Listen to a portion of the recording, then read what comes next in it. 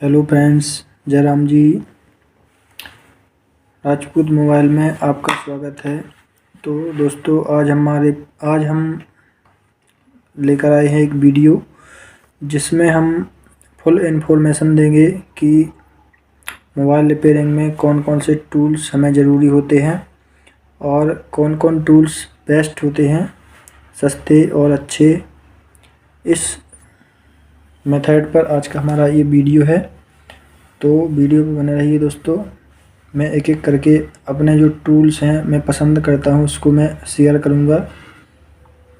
तो उसी तरह से आप भी ऐसे ही टूल रखें तो अच्छे से काम होगा और काम करने में बड़ी आसानी होगी।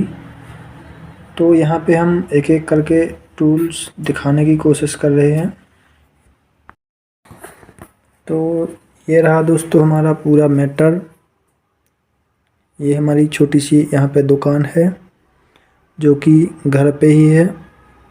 सिटी वाली दुकान वो अलग है, जहाँ पे हम घर पे बैठ के काम करते हैं। तो ये हमारी दुकान कैसी लगी कमेंट में हमें ज़रूर बताइए।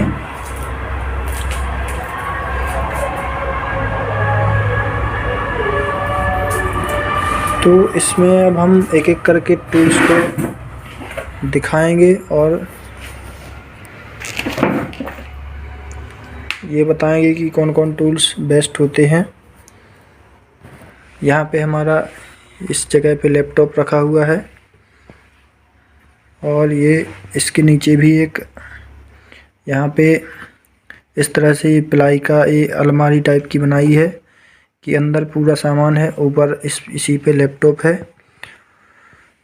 तो यहाँ पे जैसा कि आपको पता है मोबाइल रिपेयरिंग में सबसे मेन होता है आयरन, जो कि मेरा ये कोको कंपनी का है। बहुत ही बेस्ट आयरन है और इस पे बिट हमारी लगी हुई है इस तरह की, ये आपको दिख रही है।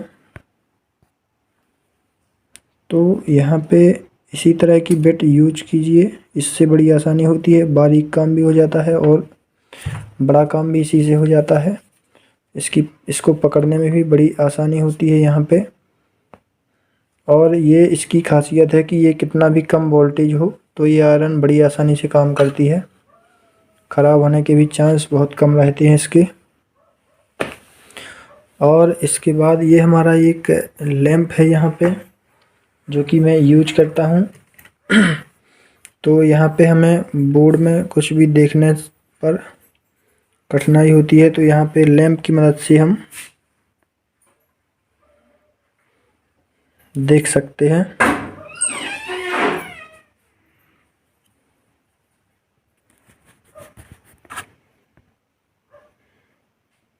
इसको कितना भी बड़ा करके इसको देख सकते हैं। और ये यहाँ पे दोनों तरफ से, एक तरफ ये लैंप है और एक तरफ हमारा ये वाला लैंप है।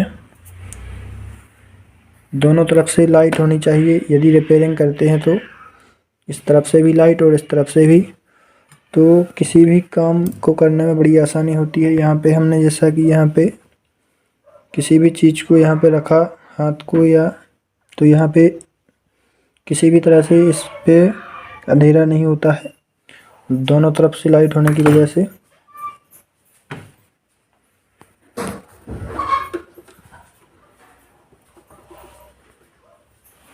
और यहाँ पे जैसा कि पीसीबी को साफ़ करने के लिए हमें ब्रश की ज़रूरत पड़ती है, तो ये हमारा एक तो ये ब्रश है।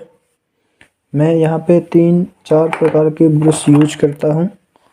तो एक तो ये हमारा नॉर्मल हो गया, दूसरा वाला हमारा एक ये ब्रश हो गया।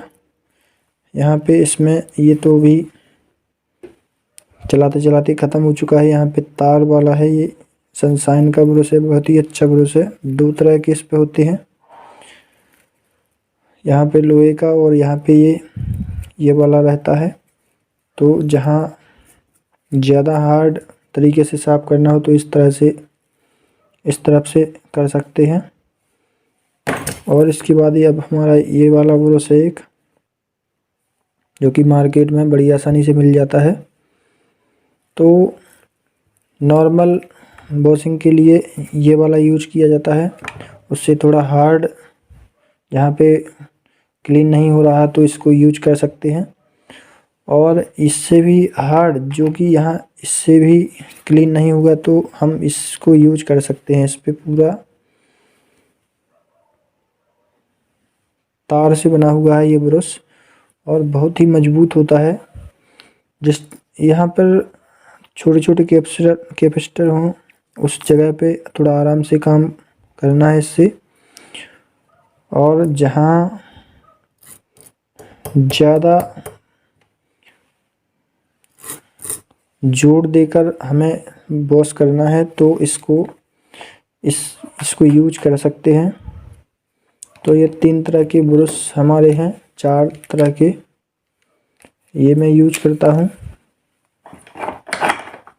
इसके बाद अब ट्विज़र की बात आती है।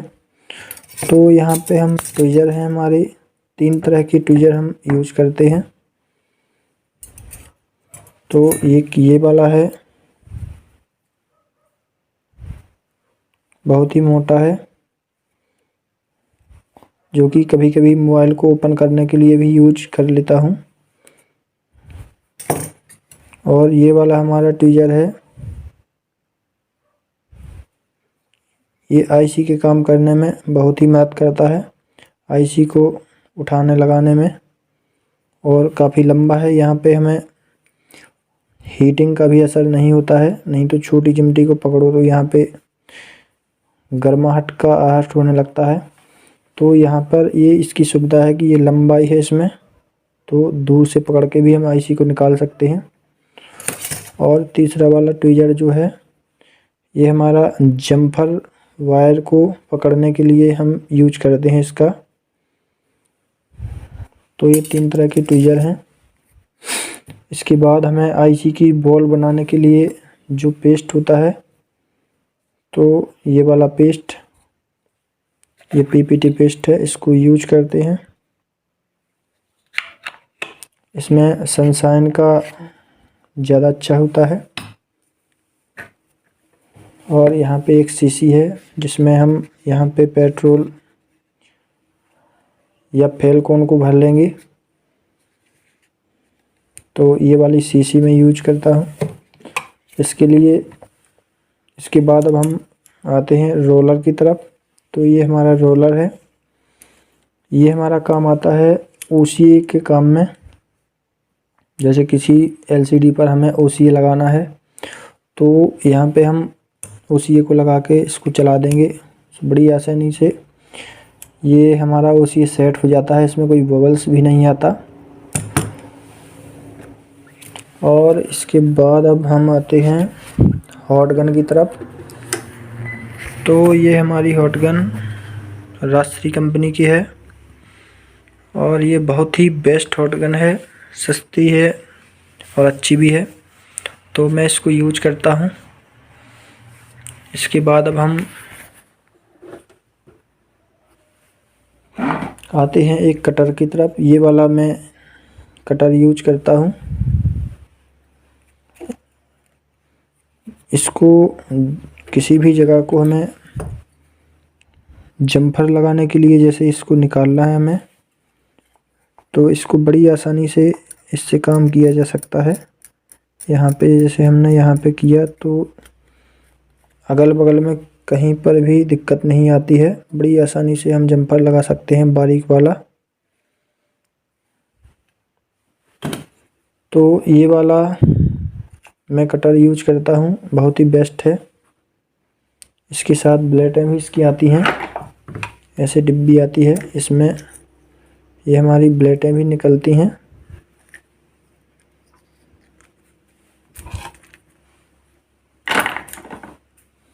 और इसके बाद अब हम आते हैं अपनी स्टेंसिल किट की तरफ। तो यहाँ पे ये वाली स्टेंसिल किटें हैं, जो कि मैं 1 2 3 4 5 6 7 8 9, यहाँ पे 9 स्टेंसिल किटें मैंने रखी हैं। और इन्हीं से मैं काम करता हूँ। सबसे मेन इनमें यूनिवर्सल है ये वाली। तो इसमें ज़्यादातर आईसियाँ रिवॉल्व हो जाती हैं। और ये हमारा ओल्ड हो चुका है, पहले आती थी इसकी आईसी, अब तो इसकी ये बंद ही है। ये RDIC है, मीडियाटेक सब इसमें टोटल रहता है, कीपैड फ़ोनों की आईसी। और इसके बाद अब हमारा ये वाला स्टेंसिल जो है MU2 के नाम से है, और ये मीडियाटेक का सपोर्ट है इसमें CPU रिवॉल्व होते हैं। और ये हमारा हो गया MTK वाला MT1, इस पे हमारी पावर आईसी रिवॉल्व होती हैं MT6311, MT6333 से लेकर ये 6328, 6628, इतने तरह की इसमें पावर आईसी रिवॉल्व होती हैं। और इसके बाद अब हमारा ये वाला है सैमसंग 7, इसमें सैमसंग की CPU होते हैं रिवॉल्व, और इसमें पावर आईसी भी है। छोटी छोटी आईसीयों का भी सपोर्ट है इसमें, जैसे कि ग्राफिक्स आईसी, चार्जिंग आईसी, इसमें सब सपोर्ट है। ये वाला हमारा PM2 के नाम से है, इसमें पावर आईसी रिवॉल्व होती है। ज़्यादातर ये PMIC MI के सेटों में आती है, जिसके लिए इसका यूज किया जाता है रिवॉल्व करने का। और इसके बाद ये QU5 के नाम से है, इसमें भी क्वालकॉम स्नैपड्रैगन का सपोर्ट है। इसमें CPU रिवॉल्व होते हैं SDM 845, SDM 815, SDM 670, SDM 8917, ये सॉरी MSM 8917, जो कि 5A में लगता है। तो यहाँ पे इससे CPU रिवॉल्व होते हैं। और अब हमारा ये वाला है OB3 के नाम से है, इसमें MT 7771, 6763, SDM 660, इसमें लगभग 3 CPU हैं, और इसमें eMMC का भी सपोर्ट दिया हुआ है। यहाँ पे हमारी eMMC भी रिवॉल्व हो जाती है, यहाँ पे नेटवर्क ये 4G आईसियाँ भी रिवॉल्व हो जाती हैं। तो इसके बाद अब हमारा ये वाला है OV3 के नाम से है ये, और इसमें भी मीडियाटेक का सपोर्ट है। ये CPU हमारे रिवॉल्व होते हैं, यहाँ पे ये eMMC भी रिवॉल्व होती है। तो इतने तरह की मैं स्टेंसिल यूज करता हूँ आईसी को बनाने के लिए। और इसके बाद अब हमारी बारी आती है ग्लू की। तो यहाँ पे फोल्डर चिपकाने के लिए मैं ये वाली ग्लू यूज करता हूँ, जो कि बहुत ही बेस्ट है, अच्छा काम करती है, इसकी पकड़ भी तेज़ होती है। और इसको फोल्डर निकालते समय हम सेपरेटर मशीन पे रखते हैं तो ये निकल भी जाती है जल्दी, ज़्यादा टाइम नहीं लगता निकालने में, और इसकी पकड़ भी तेज़ होती है। तो मैं यही यूज करता हूँ। इसके बाद बारी आती है पेस्ट की। तो यहाँ पे हम पेस्ट यूज करते हैं ये वाला, बहुत ही बेस्ट पेस्ट है ये। यहाँ पे हमने ये एक दूसरा वाला पेस्ट भी इसमें डाला हुआ है यहाँ पे, जो कि ये वाला है। तो ये 2 तरह के पेस्ट मैं यूज करता हूँ। और एक सस्ता वाला आता है वो इंजेक्शन वाला, वो भी यूज कर सकते हैं, लेकिन वो थोड़ा लो रेंज का हो जाता है, काम अच्छा करता है लेकिन आईसी के काम में वो थोड़ा काम अच्छा नहीं करता। तो यहाँ पे आईसी के काम करने के लिए हम ये 2 तरह के पेस्ट यूज करते हैं, जो कि बहुत ही बेस्ट हैं। एक हमारी ये टाँका फिक्सी होती है, जो कि कहीं पर हमारा टाँका नहीं लग रहा है तो इसको डालकर हम लगा सकते हैं। और इसके बाद बात आती है हीटिंग टेप की। तो मैं ये वाला हीटिंग टेप यूज कर लेता हूँ।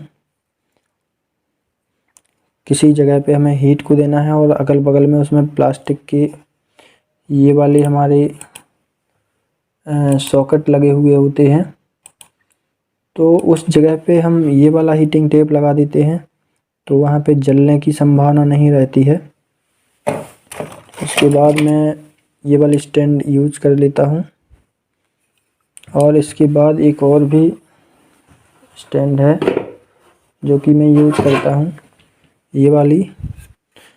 तो यहाँ पे बड़ी आईसी को रिवॉल्व करने के लिए हम इसमें रख देते हैं और बड़ी आसानी से रिवॉल्व हो जाती है।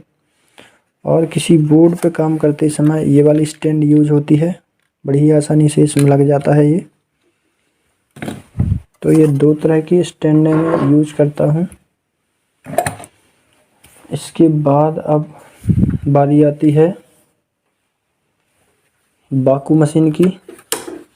तो यहाँ पे 2 तरह की बाकू मशीन रखी हुई है मैंने। ये वाली कीपैड फ़ोनों के लिए है, जो कि अब बड़े फ़ोनों पे वर्क नहीं करती, इसके लिए बड़ी वाली ही चाहिए पड़ती है, ये 5 एम्पियर की। तो ये 2 तरह की बाकू यूज करता हूँ मैं।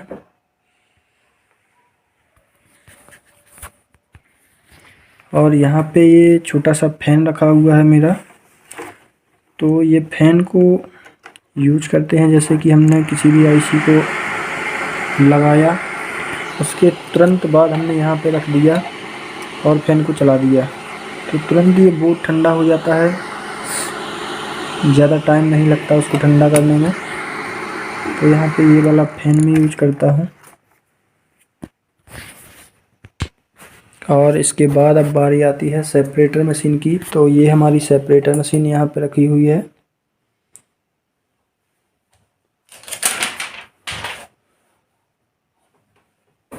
ये वाली सेपरेटर हम यूज करते हैं, बहुत ही बेस्ट है ये। और यहाँ पे हमारा ये एक बॉक्स रखा हुआ है जिसमें हम छोटे छोटे हथियारों को डाल देते हैं। और इसके बाद अब हमारी आती हैं ये वाली टूल्स, जो कि आईसी को निकालने लगाने में मदद करते हैं और आईसी की साइड की ग्लू को काटने के लिए भी यूज में लिए जाते हैं। ये 4 तरह के टूल्स हैं। तो यहाँ पे ये हमारे जैसे कि कोई पेस्टेड आईसी आए तो उसको हम आईसी के बगल से इसकी कटिंग को कर देते हैं ग्लू की। तो ये हमारा ये वाला है एक। तो यहाँ पे जैसे हम आईसी को पीपीटी पेस्ट देते हैं तो वो ज़्यादा रह जाता है, उसके लिए हम यहाँ पे इससे निकाल लेते हैं स्टेंसिल किट की जगह से। और ये वाला हिस्सा हमारा है, इससे भी इजीली कटिंग की जाती है पेस्टेड आईसी के पेस्ट को। और इसको आईसी निकालने के लिए भी यूज किया जाता है। यहाँ पे जैसे मैंने इस आईसी को यहाँ से डाला और उठा दिया तो ये आईसी निकल जाती है। तो इस तरह के ये टूल्स यूज करता हूँ मैं, जो कि बहुत ही बेस्ट हैं।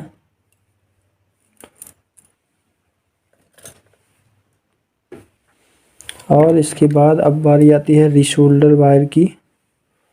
तो ये वाला रीशोल्डर वायर यूज करता हूँ मैं, जहाँ कहीं भी ज़्यादा रांगा रह जाता है या आईसी को निकाला उसके पैड को मैं यहाँ पे रीशोल्डर वायर की मदद से आयरन से इसके रांगा को खींच लेता हूँ। तो ये इसी काम में आता है।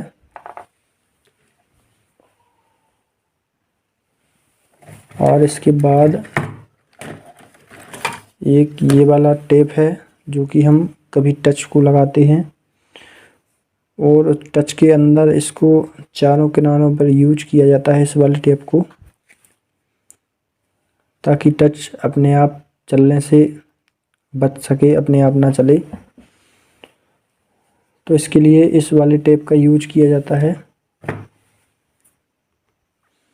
और इसके बाद ये 2 तरह के पेपर यूज करता हूँ मैं।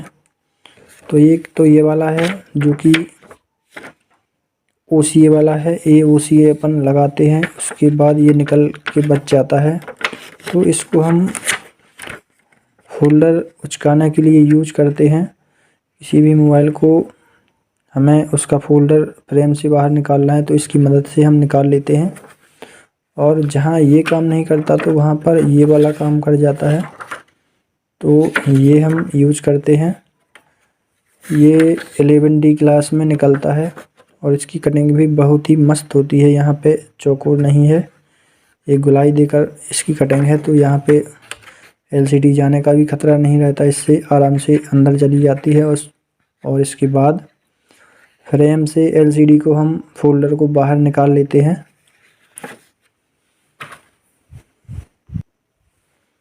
इसके बाद अब हम आते हैं ओपनर की तरफ। तो मैं ये वाला ओपनर यूज करता हूँ, बहुत ही बेस्ट है ओपनर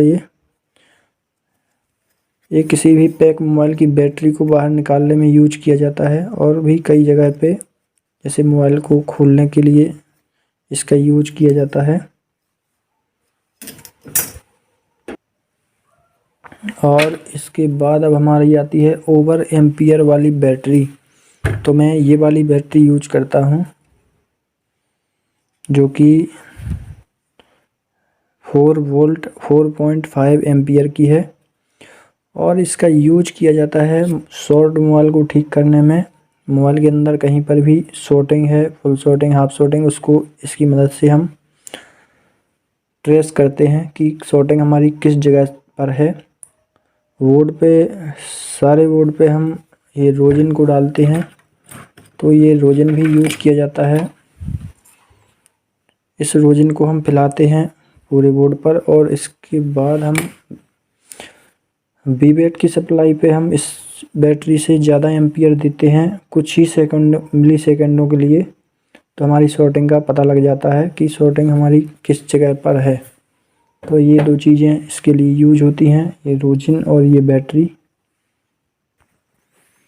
तो दोस्तों ये था हमारा छोटा सा वीडियो। इसमें हमारी फुल इन्फॉर्मेशन है रिपेयरिंग टूल्स के बारे में कि हमें कौन कौन से टूल्स यूज करना है। तो वीडियो कैसा लगा दोस्तों कमेंट में हमें ज़रूर बताइए और वीडियो अच्छा लगा तो वीडियो को लाइक कीजिए, दोस्तों के साथ भी शेयर कीजिए। Thanks for watching.